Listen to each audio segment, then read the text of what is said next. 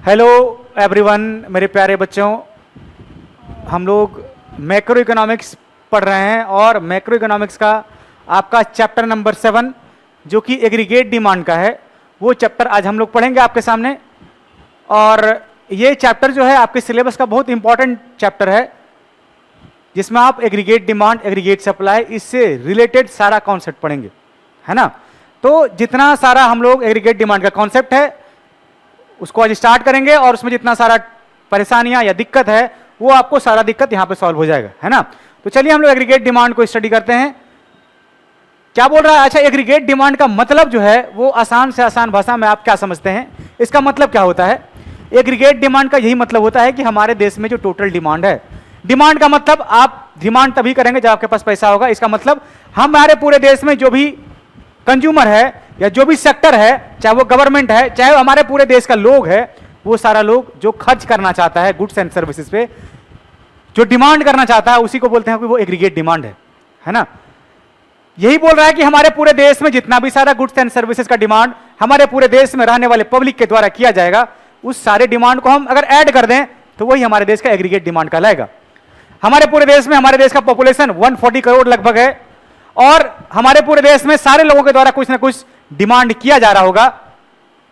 तो जितना सारा डिमांड गुड्स का, सर्विसेज का सारे लोगों के द्वारा किया जाए उसको हम लोग बोलते हैं कि वो एग्रीगेट डिमांड है ना।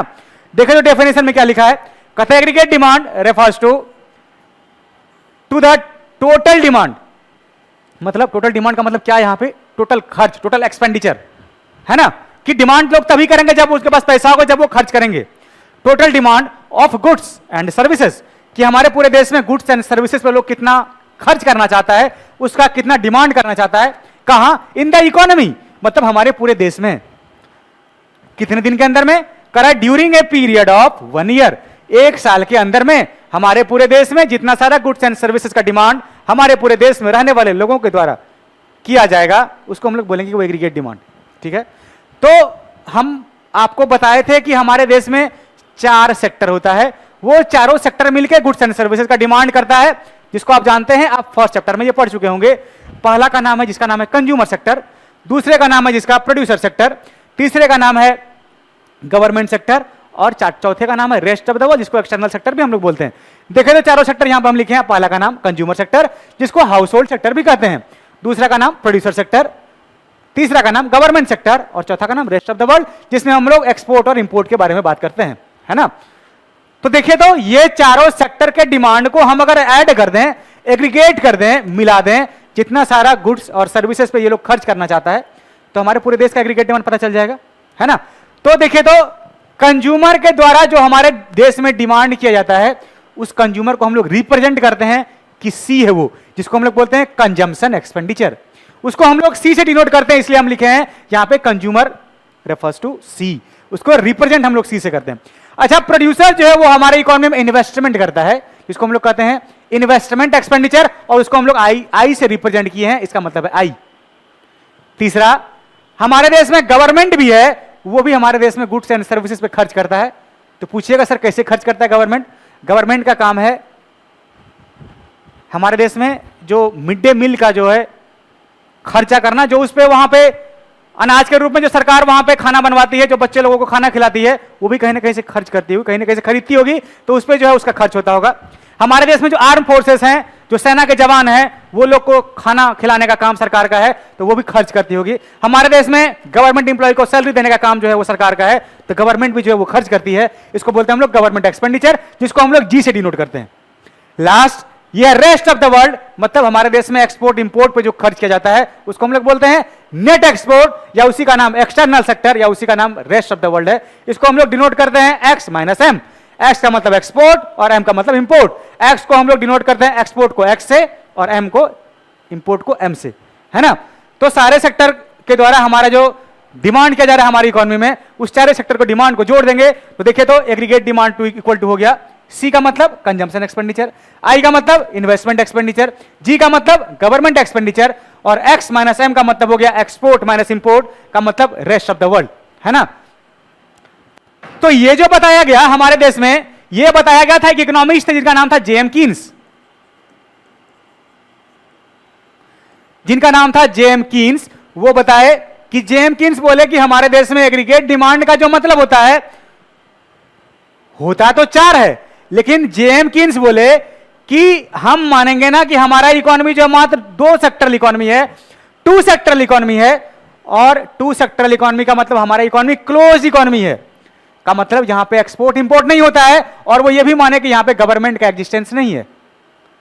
तो होता तो ये चारों है ओपन इकोनॉमी में, C plus I plus G plus X minus M, consumption expenditure plus investment expenditure plus government expenditure plus net export. लेकिन जेमकिंस बोले कि हम मानेंगे यहां पे हमारा इकोनॉमी 2 सेक्टरल इकोनॉमी है, और हमारे इकोनॉमी में जो खर्च किया जाता है मात्र 2 लोगों के द्वारा, जो कि एक कंज्यूमर, जिसको हम लोग सी से डिनोट करते हैं, मतलब कंजम्पशन एक्सपेंडिचर जो कंज्यूमर के द्वारा खर्च किया गया है। दूसरा इन्वेस्टमेंट एक्सपेंडिचर जो कि प्रोड्यूसर के द्वारा किया गया खर्च, हमारे देश में रॉ मटेरियल पे, हमारे देश में रियल इन्वेस्टमेंट मशीन पे, कैपिटल गुड्स पे। तो वो बोले कि एडी का मतलब मात्र मानेंगे हम सी प्लस आई, और जो हमारा ये दोनों है, ये दोनों जो हमारा, हम ये दोनों को छोड़ देंगे। वो बोले कि ये दोनों को आप छोड़ दीजिए, हम ये मानते हैं कि हमारा इकोनॉमी क्लोज इकोनॉमी है, और ये दोनों को हम हटा देते हैं, हम ये मानेंगे कि एडी का मतलब सिर्फ सी प्लस आई है ना। सी का मतलब ये हो गया, सी का मतलब कंजम्पशन एक्सपेंडिचर, इसको हम लिखते हैं ये कंजम्पशन एक्सपेंडिचर है, और यहां आई का मतलब हो गया, ये हो गया इन्वेस्टमेंट एक्सपेंडिचर, ये हो गया इन्वेस्टमेंट एक्सपेंडिचर। ठीक है, तो consumption expenditure plus investment expenditure ये दोनों को जोड़ दें तो बन जाएगा एग्रीगेट डिमांड। ये जेमकिंस के अकॉर्डिंग है, इसका मतलब ये क्लोज इकोनॉमी में है। ठीक है, अब आगे देखिए, अगर पहले आपको हम अगर एडी पढ़ना है तो एडी का मतलब सी प्लस आई होता है, तो अगर हम आपको पहले कंजम्पशन एक्सपेंडिचर के बारे में बता रहे हैं, फिर आपको इन्वेस्टमेंट एक्सपेंडिचर के बारे में बता दें, और दोनों को जोड़ दें तो आपका एग्रीगेट डिमांड पता चल जाएगा। AD equal to C plus I, तो पहले हम आपको कंजम्पशन एक्सपेंडिचर के बारे में बताते हैं कि कंजम्पशन एक्सपेंडिचर क्या होता है। चलिए हम लोग पढ़ते हैं कंजम्पशन एक्सपेंडिचर किसको बोलते हैं, इसका मतलब क्या है। देखिए, कंजम्पशन का मतलब होता है खर्च करना, है ना। कंज्यूम करना का मतलब खर्च करना होता है, और खर्च लोग तभी करेंगे जब लोगों के पास कुछ ना कुछ इनकम हो। खर्च आप तभी कीजिएगा जब आप कमाइएगा, बिना कमाए जो है आप खर्च नहीं कीजिएगा। कुछ कुछ केस छोड़ के, कुछ कुछ एक्सेप्शन है उसका, जहां पे कमाने के बावजूद भी, नहीं कमाने के बावजूद भी लोग कुछ ना कुछ खर्च करता है ना। तो कुछ कंडीशन को छोड़ के कंजम्पशन लोग तभी करता है, खर्च लोग तभी करता है, कंज्यूम लोग तभी करता है जब उसका इनकम कुछ ना कुछ हो। तो अभी आप एडी का मतलब पढ़े कि एडी का मतलब हम जानते हैं कि एडी का मतलब होता है सी प्लस आई, है ना। एडी इक्वल टू सी और प्लस आई, मतलब consumption expenditure plus investment expenditure. तो यहां पे हम लोग पढ़ते हैं पहले what is consumption expenditure. Consumption expenditure, या इसी को बोलते हैं कंजम्पशन फंक्शन। इसी को बोलते हैं क्या, इसी को बोलते हैं कंजम्पशन फंक्शन।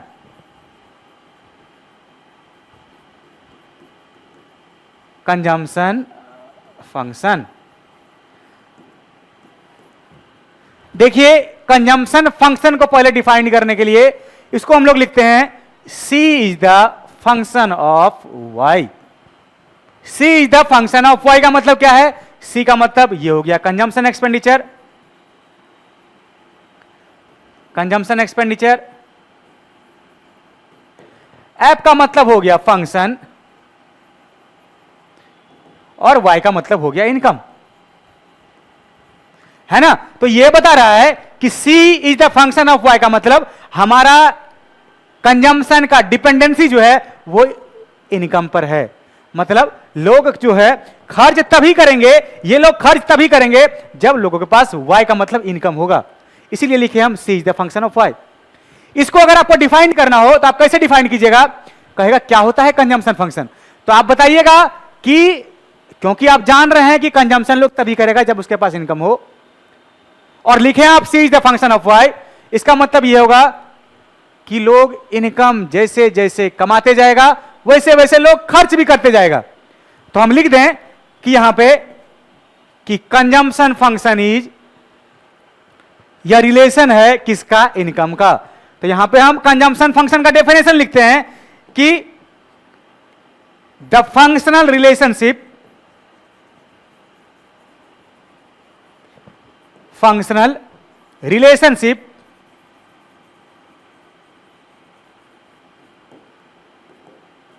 बिटवीन किससे किसके बीच का, कंजम्पशन और इनकम के बीच का जो रिलेशन है उसी को हम लोग बोलते हैं consumption function. The function relationship between consumption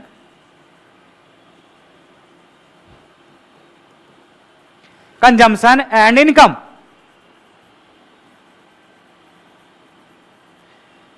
income is called consumption function.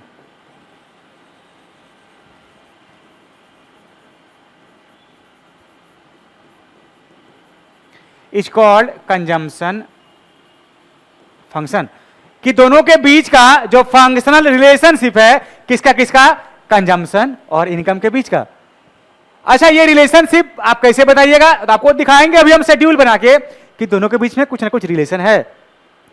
अभी आपके सामने हम शेड्यूल बना रहे हैं। देखिए, हम ये माने कि ये जो है इनकम है जिसको हम लोग डिनोट करते हैं, ये इनकम है हमारा जिसको हम लोग डिनोट करते हैं वाई से।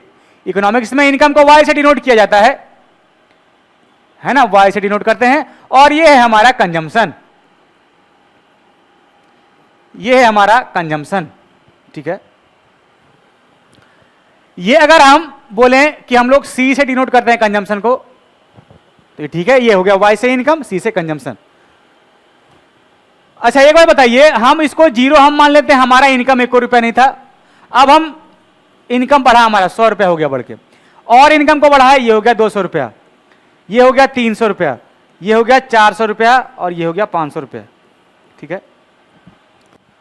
ये कंज्यूमर का इनकम बढ़ता गया। कंजम्पशन जो है कंज्यूमर, वो भी कुछ ना कुछ कर रहा है हर लेवल पे। कंजम्पशन याद रखिएगा, कंजम्पशन कभी जीरो नहीं होता है, क्योंकि खर्च लोग करता है बावजूद इसके कि इनकम उसका नहीं हो, फिर भी कभी भी कंजम्पशन जीरो नहीं होता है, क्योंकि आपको जिंदा रहने के लिए कुछ ना कुछ खाना पीना होगा, कुछ ना कुछ खर्च करना होगा, चाहे आप वो कर्ज लेके करें, चाहे पीछे वाला सेविंग से खर्च करें, लेकिन खर्च आपको करना होगा, है ना। तो कंजम्पशन ये माने कि इनकम उसका कुछ नहीं था, उसके बावजूद भी कंजम्पशन उसका कुछ ना कुछ था। हम मान लिए कि वो 60 रुपए का है, ठीक है, आप कुछ भी मान सकते हैं, आपका मन है। हम मान लिया कि 60 रुपए का उसका कंजम्पशन था। इसका इकोनॉमिक्स में कुछ स्पेसिफिक नाम है। ये जो है यहां पे इस एग्रीगेट डिमांड वाले चैप्टर में, जब हमारा इनकम जीरो हो, उस लेवल पे भी कुछ ना कुछ कंजम्पशन होता है, उसका एक अलग नाम है, इसको हम लोग बोलते हैं ऑटोनॉमस कंजम्पशन। इसको हम लोग बोलते हैं ऑटोनॉमस कंजम्पशन। क्या बोलते हैं इसको, ऑटोनॉमस कंजम्पशन, कि there is some minimum level of consumption even when income is zero, कि हमारे पास हमेशा कुछ ना कुछ मिनिमम कंजम्पशन होता है बावजूद इसके कि इनकम जीरो हो, और उसका नाम होता है ऑटोनॉमस कंजम्पशन। ये बहुत इंपॉर्टेंट है, ये एमसीक्यू में बार बार पूछा जाता है आपके एग्जाम में, कि there is some minimum level of consumption even when income is zero and that consumption is called autonomous consumption. अब ये ऑटोनॉमस कंजम्पशन तो ठीक है, लेकिन जैसे जैसे इनकम इंक्रीज करता गया तो कंज्यूमर अपना खर्च भी बढ़ाता है, वो अपना खर्च भी बढ़ाता है। और खर्च ऑब्वियस है कि जो जितना ये 1 रुपए नहीं कमा रहा था, तो 60 रुपए खर्च कर रहा था, तो अब तो वो कमाने ही लगा, तो कुछ ना कुछ खर्च और बढ़ाएगा। तो हम ये मान लिए कि आपका जो है कंजम्पशन जो है वो कंजम्पशन आगे जो है 130 रुपए का हो गया, ठीक है। अब इसका इनकम और बढ़ा तो कंजम्पशन भी बढ़ाएगा, ये 200 रुपए हो गया, और बढ़ा इनकम तो और कंजम्पशन बढ़ाएगा, 270 का हो गया, और कंजम्पशन बढ़ाया तो ये 340 का हो गया, और ये हो गया 410 का, ठीक है। देखिए, आप यहां पे लिखे हैं कंजम्पशन फंक्शन में, the functional relationship between consumption and income is called consumption function, और लिखे हैं C is the function of Y. तो देखिए, तो दोनों के बीच कुछ ना कुछ रिलेशन है ना। देखिए, इधर ये बढ़ता जा रहा है, इधर ये बढ़ता जा रहा है, तो ये भी तो बढ़ रहा है हर बार, तो दोनों के बीच में रिलेशन कैसा हुआ, डायरेक्ट, कि दो वेरिएबल है हमारे पास, एक है इनकम के रूप में और एक है कंजम्पशन के रूप में। अगर दोनों वेरिएबल के बीच में कुछ ना कुछ रिलेशन होगा, कि या तो एक बढ़ रहा होगा या एक घट रहा होगा, या तो दोनों बढ़ रहा होगा या दोनों घट रहा होगा। यहां देखिए, ये दोनों बढ़ रहा है, ये हमारा इनकम जैसे जैसे इंक्रीज करता जा रहा है, वैसे वैसे कंज्यूमर जो है अपना कंजम्पशन भी हर बार इंक्रीज करते जा रहा है। तो दोनों के बीच में रिलेशन तो डायरेक्टली प्रोपोर्शनल है, क्योंकि इनकम हर बार बढ़ रहा था, वो कंजम्पशन भी बढ़ाते जा रहा है ना। तो जैसे जैसे इनकम बढ़ा, ये कंजम्पशन भी बढ़ाया, तो दोनों के बीच में रिलेशन जो है कैसा हो गया, ये डायरेक्ट रिलेशन, ये डायरेक्ट रिलेशन हो गया इनकम और कंजम्पशन के बीच में, है ना। इनकम और कंजम्पशन के बीच में कैसा रिलेशन हुआ? डायरेक्ट रिलेशन, क्योंकि हमारा इनकम हर बार बढ़ रहा है तो हमारा कंजम्पशन भी बढ़ता जा रहा है। और ये देखिए एक चीज गौर करने वाली बात क्या है कि हर बार जो है देखिए कंजम्पशन जो हम बढ़ाए हैं हर बार वो कांस्टेंट रेट से बढ़ रहा है। देखिए तो ये इसमें इंक्रीमेंट जो है 60 से बढ़ के 130 हुआ तो 70 का इंक्रीमेंट, फिर से ये बढ़ा देखिए तो 130 से बढ़ के 200 हुआ तो कितना का इंक्रीमेंट? ये होगा 70 का इंक्रीमेंट।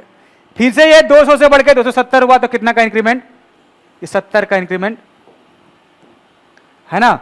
ये हर बार जो है 70 के रेट से बढ़ता जा रहा है ना। ये हर बार 70 के रेट से बढ़ रहा है, तो इंक्रीमेंट जो हर बार 70 का हो रहा है, इसका मतलब कंजम्पशन जो है वो कांस्टेंट रेट से बढ़ रहा है। तो there is constant increase in consumption, कि हमारे पास जो कंजम्पशन बढ़ता जा रहा है वो कांस्टेंट रेट से बढ़ रहा है। याद रखिएगा आप हमेशा, ये हम नहीं बोल रहे, ये जेम्स कीन्स बोले थे कि जेम्स कीन्स जो है वो ये बताए थे कि हम ये मानते हैं कि हमारे इकोनॉमी में कंजम्पशन जो है वो हमेशा कांस्टेंट रेट से बढ़ता है और इंक्रीज हमेशा कंजम्पशन में कांस्टेंट रेट से ही होगा। और हमेशा इनकम में जो इंक्रीज हो रहा है, देखिए तो हम 100 का कर रहे हैं, देखिए तो ये 100 बढ़ा, ये भी 100 बढ़ा, ये भी 100 बढ़ा और ये भी 100 बढ़ा, कि इनकम में इंक्रीज हर बार 100 का हो रहा है और कंजम्पशन में जो है वो 60 का हो रहा है ना। तो हम 70 का हो रहा है, तो कंजम्पशन में इंक्रीज हो गया 70 का, इनकम में इंक्रीज हो गया 100 का। तो आप बताइए, तो दोनों के बीच में डायरेक्ट रिलेशन हो रहा है, दोनों बढ़ रहा है, तो यहां लिखे हम direct relationship between consumption and income. अब जो ये आपके पास शेड्यूल है, इस शेड्यूल के सहारे आपको ग्राफ बनाना पड़ेगा। एक को रखिएगा आप इनकम को एक्स एक्सिस पे और कंजम्पशन को वाई एक्सिस पे रख के आप इसका ग्राफ खींचिएगा, तो ग्राफ जो बनेगा इसका वो बनेगा स्ट्रेट लाइन अपवर्ड स्लोप, है ना। ये तो बताया आपको कि जीरो लेवल ऑफ इनकम पे जो कंजम्पशन होता है उसका नाम है ऑटोनोमस कंजम्पशन, और हर बार ये बढ़ता जा रहा है तो ये इंक्रीज कर रहा है हर बार कांस्टेंट रेट से। अच्छा, एक जगह पे देखिए तो ये दोनों बराबर आ गया, ये देखिए तो कंजम्पशन बराबर इनकम, यहां 200 बराबर 200 है, मतलब यहां पे इनकम कंजम्पशन के बराबर है। इसका भी एक अलग नाम है, जहां पे आपका कंजम्पशन इनकम के बराबर हो उसको कहते हैं हम लोग ब्रेक इवन पॉइंट, है ना। जहां पे आपका इनकम दोनों बराबर हो कंजम्पशन के, इनकम और कंजम्पशन, इसका नाम है ब्रेक इवन पॉइंट। जहां पे कंजम्पशन जो है वो इनकम के बराबर हो, C = Y, है ना, इसको बोलते हैं हम लोग ब्रेक इवन पॉइंट। अब क्या कीजिए, आप एक को रखना है आपको एक्स एक्सिस पे, एक को वाई एक्सिस पे रख के दोनों का ग्राफ बनाना है। हम आपके सामने इधर साइड में ग्राफ बना रहे हैं, इसको हम रब करके इसको हम मिटा के इसको ग्राफ बनाते हैं इधर साइड में। देखिए ये हम इधर ग्राफ खींच रहे हैं, ये हो गया हमारा इनकम एक्स एक्सिस पे और वाई एक्सिस पे हो गया यहां कंजम्पशन, यहां हम ले लिए कंजम्पशन, है ना।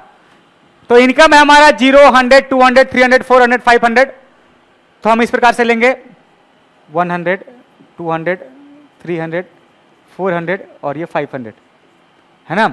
और हमारा कंजम्पशन जो है 60 से शुरू हुआ है, 60, 130, 200, 270, 340 और 410। देखिए तो ये 0 लेवल से शुरू हुआ और ये कंजम्पशन 60 है।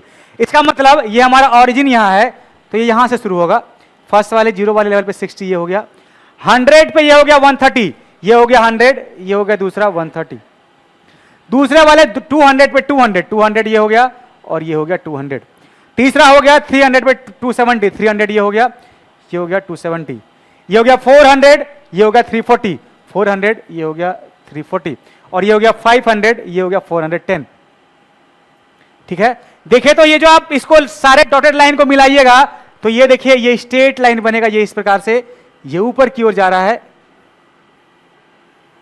ये हो गया, इसको बोलते हैं हम लोग कंजम्पशन कर्व और इसको हम लोग बोलते हैं स्लोप ऑफ सी लाइन,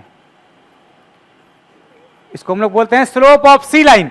मतलब ये कंजम्पशन का लाइन है जो कि बता रहा है कि आप जो है इनकम के इंक्रीज करने के साथ साथ हर बार आपका कंजम्पशन भी इंक्रीज करता जा रहा है। इसलिए देखिए इनकम इंक्रीज कर रहा है शेड्यूल में, आपका कंजम्पशन भी इंक्रीज कर रहा है और ये अपवर्ड स्लोप बना है, ये स्ट्रेट लाइन बना है क्योंकि हमारा कंजम्पशन हमेशा कांस्टेंट रेट से बना है और ये दोनों के बीच में डायरेक्ट रिलेशन है, तो ये अपवर्ड स्लोप की ओर गया है, इसको बोलते हैं हम लोग अपवर्ड स्लोप। ये अपवर्ड स्लोप का है, इसको याद रखिएगा। स्लोप ऑफ सी लाइन को शॉर्ट में एमपीसी भी बोलते हैं, ये इसका दूसरा नाम है, इसको एमपीसी बोलते हैं। वो होता क्या हम बाद में बताएंगे। आपको ये यहां पे समझ में आना चाहिए कि हमारा कंजम्पशन और इनकम के बीच में डायरेक्ट रिलेशन है और डायरेक्ट रिलेशन होने की वजह से जो हम ग्राफ ड्रॉ किए हैं, ये स्लोप ऑफ सी लाइन जो है ये हमारा अपवर्ड स्लोप है, क्योंकि हम एक्स एक्सिस पे रखे हैं इनकम को और वाई एक्सिस पे रखे हैं हम लोग कंजम्पशन को, है ना। तो इनकम के साथ साथ कंजम्पशन भी इंक्रीज कर रहा है। तो इसका हम फॉर्मूला लिख दें क्या? ये जो आप स्लोप ऑफ सी लाइन लिखे हैं या इसको ब्रैकेट में एमपीसी लिखे हैं, एमपीसी या स्लोप ऑफ सी लाइन,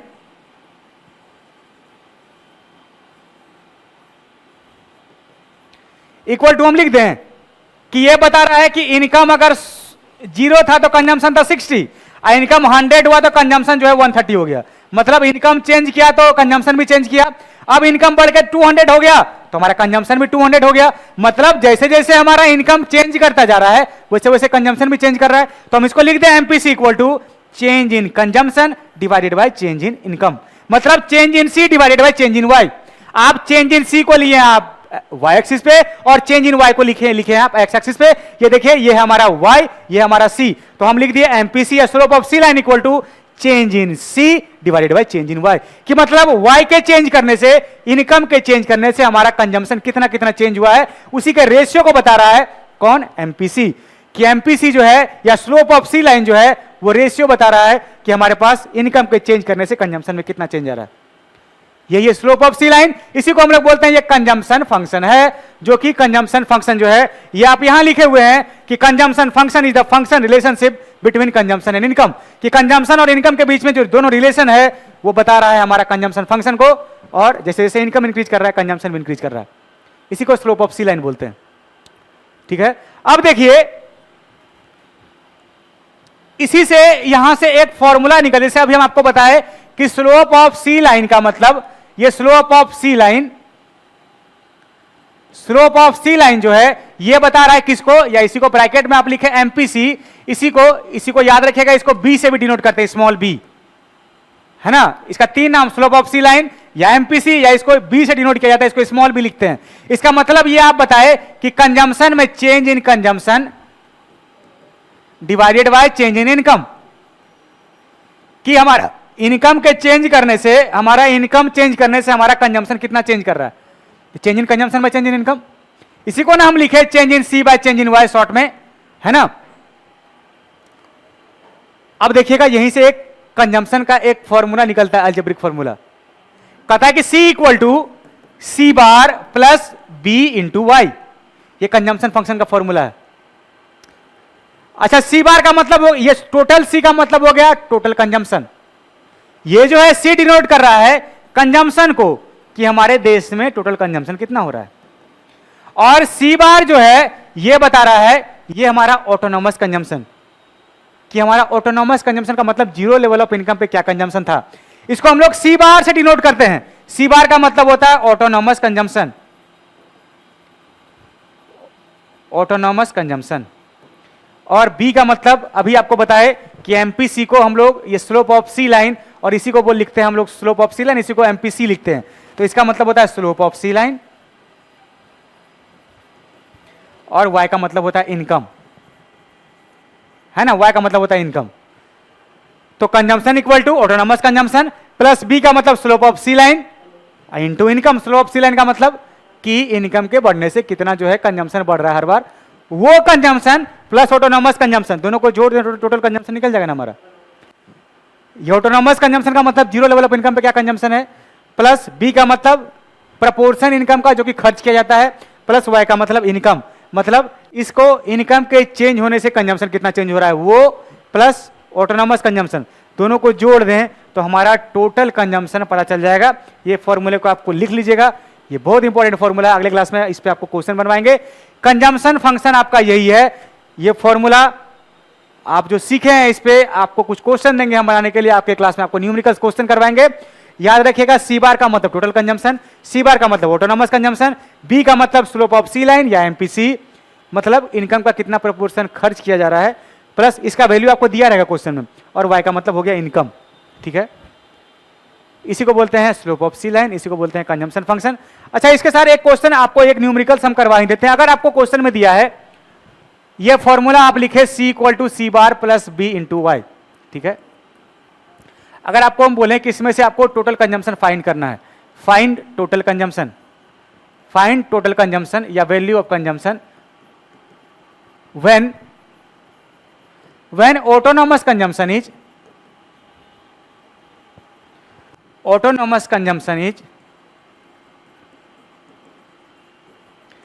हम मान लेते हैं ये ₹60 जैसे आपके एग्जांपल में है, ठीक है। ऑटोनॉमस कंजम्पशन इज 60 एंड आप यहां पे एमपीसी जब कैलकुलेट कीजिएगा इस वाले एग्जांपल में, तो आपका एमपीसी जो आएगा ना ये आएगा 0.7।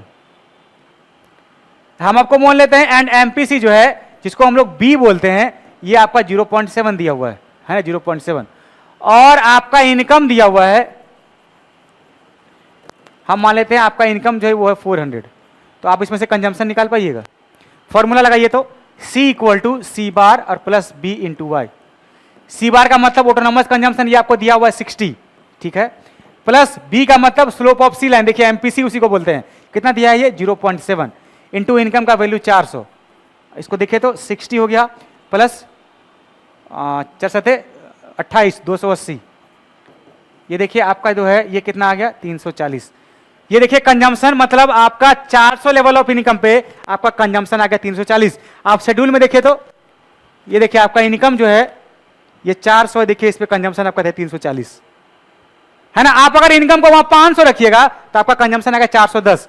देखिए यहाँ इनकम को रखिए आप 500, ये जो आपका फॉर्मूला है इस इनकम में आपको रखिए, इसमें रखिए आप इनकम को 500। ये हम 400 को इनकम को चेंज करके यहाँ 500 रख रहे हैं इस बार। एमपीसी सेम है, ये इसको 500 कर दीजिए तो कितना हो गया ये हो गया 60 प्लस 350, 3541, ये आ गया 410। देखिए तो शेड्यूल में आपका इनकम जब 500 है तो आपका कंजम्पशन है 410, है ना। यहाँ भी आपका कंजम्पशन 410।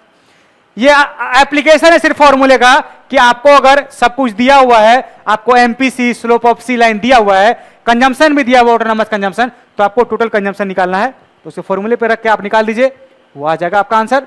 इसी प्रकार से आपको कुछ क्वेश्चन आपके सिलेबस का, आपके बुक का 2-4 हम करवाएंगे अगले क्लास में। तब तक आप लोग इतना ही कंजम्पशन फंक्शन, आप लोग जितना पढ़ना था यही कंजम्पशन फंक्शन है आपका। उसके बाद आपको हम इन्वेस्टमेंट फंक्शन बताएंगे। तब तक आप इस वीडियो को देखिए, अगले वीडियो में मिलते हैं हम लोग, आपको पढ़ाएंगे इन्वेस्टमेंट एक्सपेंडिचर।